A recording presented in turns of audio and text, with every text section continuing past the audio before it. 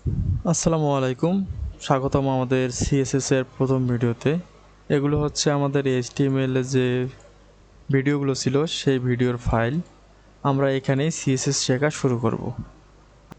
আজকে আমরা দেখব কিভাবে আমরা এইচটিএমএল ফাইলের ভিতরে সিএসএস ইমপ্লিমেন্ট করতে পারি। এখানে css.html একটি ফাইল তৈরি করে নিলাম। আচ্ছা, আমরা এই ফাইলটি একটি ফোল্ডারের ভিতর তৈরি করে নেই। css এই ফাইলটি এখানে ঢুকিয়ে দিলাম। css.html ফাইলটিতে আসার পর আমরা এখানে html এর যে টেমপ্লেট আছে এটি লোড করে নিলাম। নেওয়ার পর এখানে জাস্ট লিখব css ক্লাস 1। এখানে আমাদের কার্যক্রম শুরু হবে। জাস্ট আমরা এখানে একটি হেডিং ট্যাগ নিয়ে এখানে লিখতে পারি হ্যালো css।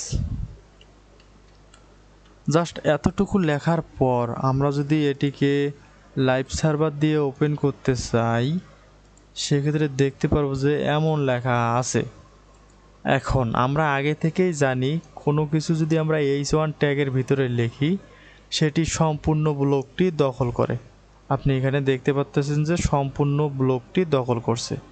এখানে ব্লক বলতে আমি বোঝাচ্ছি ভিউ পোর্টের এক প্রান্ত থেকে অন্য প্রান্ত পর্যন্ত যে অংশটা h1 ট্যাগ দখল করেছে সেই অংশটাকে। এখন আমরা এখানে বিভিন্ন ধরনের স্টাইল করতে পারি। এখানে আপনি যদি সিম্পলি স্টাইলের ভিতরে আসেন সেক্ষেত্রে দেখতে পারবেন যে এখানে অনেকগুলো স্টাইল দেয়া আছে। এখন আমরা সিএসএস তিনভাবে লিখতে পারি। একটি হচ্ছে সিএসএস আমরা লাইনের ভিতরেই ইনক্লুড করতে পারি। যে লাইনটা আছে এখানে এই লাইনের এখানে আমরা সিএসএস লিখতে পারি। আর একটা প্রসিজার হচ্ছে হেডের ভিতরে আমরা সিএসএস লিখতে পারি এবং অন্য আরেকটি প্রসিজার হচ্ছে আমরা আলাদা একটি ফোল্ডারের ভিতর সিএসএস রেখে সেখান থেকে লিঙ্ক করার মাধ্যমে আমরা সিএসএস লিখতে পারি। আমরা এই তিনটি প্রসিজারই ফলো করব আজকের এই ভিডিওতে। আশা করছি ভিডিওটি খুবই ইন্টারেস্টিং হবে এবং আপনাকে অনেক ভ্যালু প্রোভাইড করবে। আমরা জাস্ট এখানে ইনলাইন সিএসএস বা লাইনের ভিতরে যে সিএসএস লেখার অভিজ্ঞতাটা আছে সেটি নেই। লাইনের ভিতরে সিএসএস লেখার জন্য আমরা এখানে একটি ট্যাগ ব্যবহার করতে পারি, সেটি হচ্ছে স্টাইল ট্যাগ। এখানে আমরা h1 ট্যাগটি আছে, এই ট্যাগটি সম্পূর্ণ জায়গা দখল করেছে। আমরা যদি চাই এটিকে সম্পূর্ণ জায়গার পরিবর্তে শুধু এতটুকু জায়গায় দিতে পারি। এটির জন্য আমরা এখানে লিখতে পারি উইথ ফিট কন্টেন্ট। এখানে যতগুলো কন্টেন্ট আছে মানে যতগুলো টেক্সট আছে সেই টেক্সের অনুযায়ী সে জায়গা দখল করবে, তার থেকে 1 পিক্সেলও বেশি দখল করবে না। আচ্ছা, এখন দেখেন যে শুধু টেক্সের যে অংশটা আছে সেটি দখল করেছে। আচ্ছা, আমরা যদি এই ফিট কন্টেন্ট লেখাটাকে এখানে থেকে সরিয়ে এখানে যদি লিখি 100 ভিএইচ, এখানে ভিএইচ দিয়ে বোঝাচ্ছে ভিউ পোর্ট এরিয়ার ভার্টিক্যাল সমস্ত ভিউ। এখানে যদি আবার এখানে গিয়ে দেখি তাহলে দেখবেন যে এমন। আচ্ছা, এখন আমি এখানে কি লিখতেছি কি না লিখতেছি এগুলো খেয়াল করার দরকার নাই। এগুলো আমরা পরবর্তী ক্লাসে জানবো যে কোন প্রপার্টির আন্ডারে কোন ভ্যালুগুলো থাকে, কোন ভ্যালু দিলে কী রকম পরিবর্তন হবে ডিজাইনে, এগুলো আমরা পরবর্তী ভিডিওতে দেখব। জাস্ট এরপরে আমরা লিখতে পারি টেক্সট অ্যালাইন সেন্টার। এটির মাধ্যমে আমাদের ডিজাইনে যে পরিবর্তন হবে এই হ্যালো সিএসএস লেখাটি আমাদের লাইনের মাঝ বরাবর চলে আসবে। এখানে আমরা মার্জিন ব্যবহার করতে পারি, মার্জিন অটো। আচ্ছা, আমরা যদি এটিকে এখান থেকে তুলে দেই সেক্ষেত্রে দেখব যে আমাদের লেখাটি একটু সাইডে চলে এসেছে। আমরা যদি এটি দিয়ে দেই সেক্ষেত্রে এখানে চলে এসেছে। ডিসপ্লে ব্লক তুলে দিলেও সমস্যা নাই, কারণ নিচে আমরা দেখতে পাচ্ছি যে h1 অলরেডি একটি ব্লক লেভেল ট্যাগ। আমরা যে এখানে সিএসএসগুলো লিখলাম এই সিএসএসগুলো কিন্তু আমরা এখানে লিখি নাই। এখন আমরা চাইলে এই সিএসএসগুলো এখান থেকে কপি করে নিয়েও এখানে লিখতে পারি। সবথেকে বেস্ট প্র্যাকটিস হচ্ছে আমরা যখন ডিজাইনে কোনো পরিবর্তন করব সে সময় আমরা কনসোল ওপেন করে, সরি এটাকে কনসোল বলে না, এটাকে বলে developer option. Developer option open করে আমরা এখান থেকে স্টাইল থেকে এখানে আমাদের যে পরিবর্তনগুলো দরকার সেগুলো করে এখান থেকে জাস্ট কোড কপি করে ব্যবহার করতে পারি। আমরা জাস্ট এখানে লেখার কালার পরিবর্তন করতে পারি। এখানে লিখতে পারি কালার রেড, যখন দেব রেড হয়ে যাবে, যখন গ্রিন দেব তখন অলরেডি গ্রিন হয়ে যাবে। এখন যদি আমি চাই এই কালারের নামের পরিবর্তে আমি এখানে হেক্সাডেসিমেল কোড ব্যবহার করতে পারি। এখানে ব্যবহার করতে পারি গ্রিনের কোড বা কালারের কোড, যেমন এফতে হোয়াইট বোঝায়, আমি যদি F0 ব্যবহার করি সেক্ষেত্রে দেখবেন যে এমন কালার আছে। আপনি যদি হেক্সাডেসিমেল কোডের এই ফর্মুলাটা না বুঝে থাকেন সেক্ষেত্রে আপনি এখানে গিয়ে লিখতে পারেন HTML হেক্সাডেসিমেল কোড, লিখলেই আপনি এখানে দেখতে পারবেন যে অনেকগুলো অপশন চলে আসছে। আপনার যে এই যে ওয়েবসাইটটা আছে এটি যদি ওপেন করেন সেক্ষেত্রে দেখতে পারবেন যে এখানে অনেকগুলো কালার প্যালেট আছে, এখান থেকে জাস্ট আপনি কপি করে নিতে পারেন। আপনার ওয়েবসাইটে যখন থিম ডিজাইন করবেন তখন আপনি কিভাবে কোন কালার কখন ব্যবহার করবেন, কোন কালারের ওপর কি টেক্সট ব্যবহার করলে সবথেকে ভালো লাগবে, এই ব্যাপারগুলো নিয়ে আমরা বিস্তারিত আলোচনা করব। আচ্ছা, আমরা জানলাম যে কিভাবে আমরা ইনলাইনে সিএসএস ব্যবহার করে একটি ফাইলকে স্টাইল করতে পারি। আমরা যখন এই সিএসএসগুলোকে কেটে দেব, এখান থেকে কেটে দিয়ে আমরা যখন চাইব যে হেডের ভিতরে আমরা সিএসএস ব্যবহার করব, সেক্ষেত্রে আমরা এখানে লিখতে পারি স্টাইল ট্যাগ, এখানে আমরা সিএসএস ব্যবহার করতে পারি। এখন আমরা এখানে যদি সিএসএস ব্যবহার করতে চাই সেক্ষেত্রে আমাদেরকে দুইটি কাজ করতে হবে। একটি হচ্ছে প্রথমে আমাদেরকে কোন ট্যাগের ভিতরে আমরা সিএসএস লিখতে পারি এই ট্যাগগুলোকে টার্গেট করতে হবে, এবং পরবর্তী কাজ হচ্ছে সেই টার্গেট করা ট্যাগের নির্দিষ্ট সিএসএস লিখতে হবে।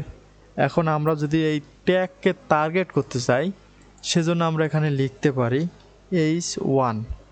H1 লিখলে অটোমেটিক এই ট্যাগটিকে টার্গেট করা হয়ে গেল। H1 লেখার পর আমরা সেকেন্ড ব্র্যাকেট শুরু এবং শেষ করব।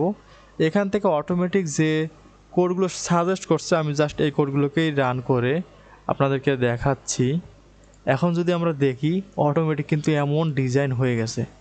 এখন আপনি যদি এখানে লক্ষ্য করেন এখানে কি কি ডিজাইন হয়েছে আপনি যদি বোঝার চেষ্টা করেন, সিম্পলি আমরা দেখতে পাচ্ছি যে এখানে মার্জিনের একটা ব্যবহার হয়েছে, এখানে টেক্সে কালার দেয়া হয়েছে, টেক্সের যে ব্যাকগ্রাউন্ডের অংশটা সেটিতে কালার দেয়া হয়েছে, এবং টেক্সের যে বর্ডারটা আছে যে এরিয়াটা দখল করে আছে সে বর্ডারে একটা কালার দেয়া হয়েছে।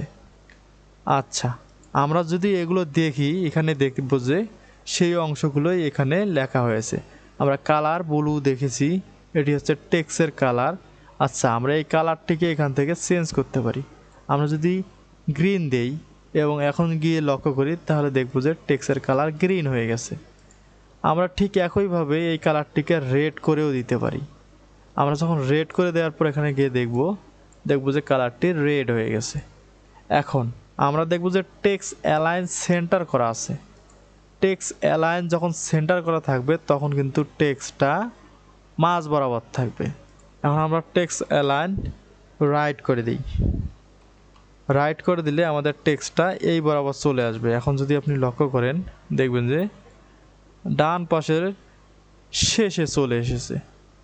এখন আমরা এখান থেকে টেক্সট অ্যালাইনকে সেন্টার করে দেই, দিয়ে এখানে দেখতে পারবেন যে ফন্ট ফ্যামিলি, ফন্ট ফেস বা ফন্ট, এগুলো নিয়ে আমরা আলাদা একটি ভিডিও তৈরি করব, তখন বিস্তারিত জানতে পারবেন যে ফন্ট কি, কিভাবে আমরা ফন্ট ব্যবহার করব, কিভাবে আমরা গুগল ফন্ট ব্যবহার করব, বাংলা ফন্ট ব্যবহার করব, কাস্টম ফন্ট ব্যবহার করব, এগুলো নিয়ে আপনারা বিস্তারিত জানতে পারবেন। এখন আমরা ব্যাকগ্রাউন্ড কালারে আসি। ব্যাকগ্রাউন্ড কালার এখানে ব্যবহার করা হয়েছে লাইট গ্রে। আমরা এই কালারটাকে পরিবর্তন করে এখান থেকে ব্ল্যাক করে দিই। ব্ল্যাক করে যখন আমরা এখানে গিয়ে দেখব যে ব্যাকগ্রাউন্ড কালারটা পরিবর্তন হয়ে গেছে। জাস্ট এখান থেকে আমরা এখানে দেখতে পারবো যে তারপরেই আছে বর্ডার হিসেবে ব্যবহার করা হয়েছে 2 পিক্সেল সলিড ব্ল্যাক কালার। এখন 2 পিক্সেল সলিড ব্ল্যাক কালার মানে বোঝাচ্ছে কি, এখন 2 পিক্সেল আছে, এই 2 পিক্সেল হচ্ছে এই যে ব্ল্যাক কালার আছে। আচ্ছা, ব্ল্যাক দিলে বোঝা যাবে না, আমরা যখন এখান থেকে এটিকে হোয়াইট করে দিব ব্যাকগ্রাউন্ড কালারটিকে, সেক্ষেত্রে আমরা বর্ডারটা বুঝতে পারবো। এখন দেখতে পাচ্ছেন যে আমাদের যে টেক্সটের শেপটা আছে বা ব্লকটা, এই ব্লকের চারদিকে যে ব্ল্যাক কালারটা আছে, এই ব্ল্যাক কালারের উইডথ হচ্ছে 2 পিক্সেল। এখন আমরা যে 2 পিক্সেল উইডথ ব্যবহার করেছি, এই 2 পিক্সেল উইডথকে আমরা এখান থেকে চেঞ্জ করে 5 পিক্সেল 10 পিক্সেল করতে পারি। আমরা যখন 10 পিক্সেল দিব তখন দেখতে এমন দেখাবে। আর এখানে সলিড ব্ল্যাক দিয়ে বোঝাচ্ছে আমরা যে বর্ডারটি ব্যবহার করেছি সেই বর্ডারের কালার।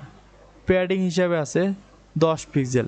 আচ্ছা, প্যাডিংয়ের ব্যাপারটি হচ্ছে আমাদের এই বক্সের ভিতরে আমরা প্যাডিং যদি ব্যবহার করি সেক্ষেত্রে চারদিক থেকে শুধু ভিতরের দিকে স্পেস ছেড়ে দেবে। আর যদি মার্জিন ব্যবহার করি এই বক্সের চারদিকে বাহিরের দিকে স্পেস ছেড়ে দেবে।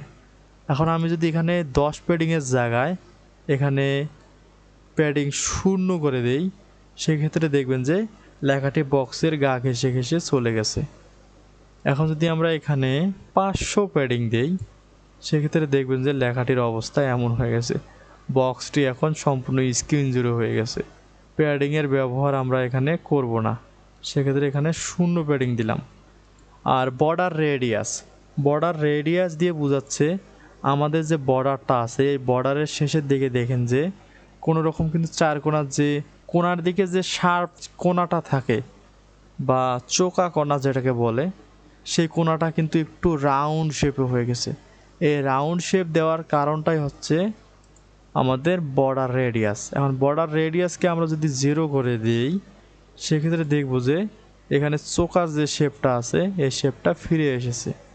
জাস্ট এইভাবেই আমরা সিএসএস ব্যবহার করতে পারি।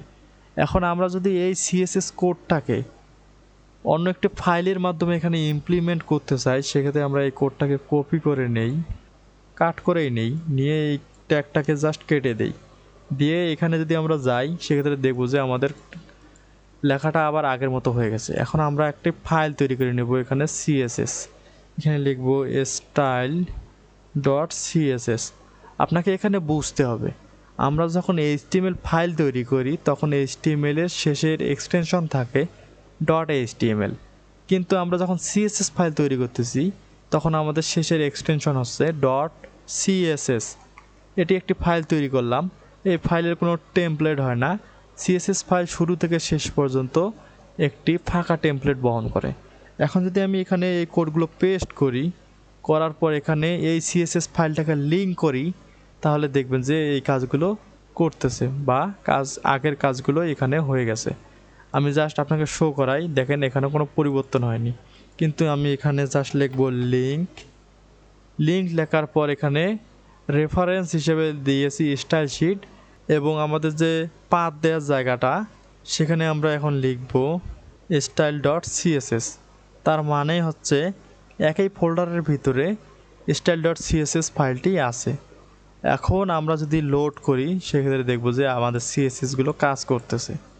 এর পরের ভিডিওতে আমরা দেখব কিভাবে আমরা সিএসএসের যে সিলেক্টর আছে সেই সিলেক্টরগুলো এইচটিএমএল কোডে ব্যবহার করতে পারি এবং সিলেক্টরের সাহায্যে খুব দ্রুত এইচটিএমএল কোডকে ডিজাইন করতে পারি। পরবর্তী ভিডিও দেখার আমন্ত্রণ জানিয়ে আজকের এই ভিডিওটি এখানে শেষ করছি। ধন্যবাদ।